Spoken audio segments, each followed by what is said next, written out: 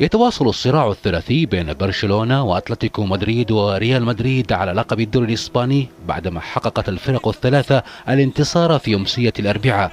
فقد استعاد برشلونة مواعيده مع الانتصارات بعد 3 خسائر متتالية، وجاءت بفوز لافت على حساب مستضيفه ديبورتيفو لاكورونيا ب8 أهداف دون رد. ومع تبقي 4 مباريات على نهاية الدوري الإسباني، يملك الفريق الكتالوني خيوط المعادلة للفوز باللقب، إذ يكفيه الفوز بمبارياته المتبقية للصعود إلى منصة التتويج بغض النظر عن نتائج منافسي أتلتيكو والريال.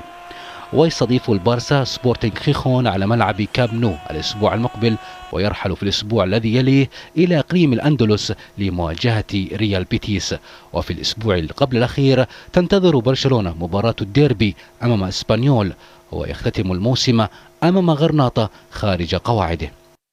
أما صاحب الموقع الثاني أتلتيكو مدريد فعاد من ملعب سان ماميس بفوز صعب على أتلتيك بلباو بهدف فرناندو توريس، فرفع أتلتيكو مدريد رصيده إلى 79 نقطة، وهو نفس رصيد برشلونة الذي يتصدر الدوري بأفضلية المواجهة المباشرة مع أتلتيكو.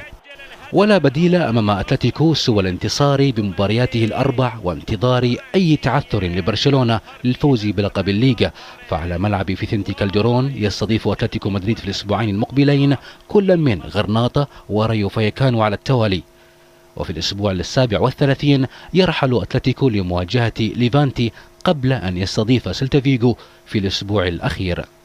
أما قطب العاصمة مدريد الثاني فواصل نتائجه المميزة تحت قيادة زين الدين زيدان بفوزه على ضيفه فياريال بثلاثية. حصان الرهان الثالث ريال مدريد تبدو حظوظه مرتبطة بتعثر برشلونة وأتلتيكو للظفر باللقب، إذ يبتعد عنهما بفارق نقطة واحدة فقط. ويلعب الريال مباراتيه المقبلتين خارج ميدانه أمام رايو فايكانو ثم ريال سوسيداد على التوالي، قبل أن يستضيف فالنسيا في ملعب سانتياغو برنابيو في الأسبوع قبل الأخير، ويختتم موسمه برحلة إلى مدينة لاكورونيا لمواجهة الديبور. أيا كان الفائز باللقب ستكون الإثارة مضمونة لعشاق الليغا حتى الأمتار الأخيرة.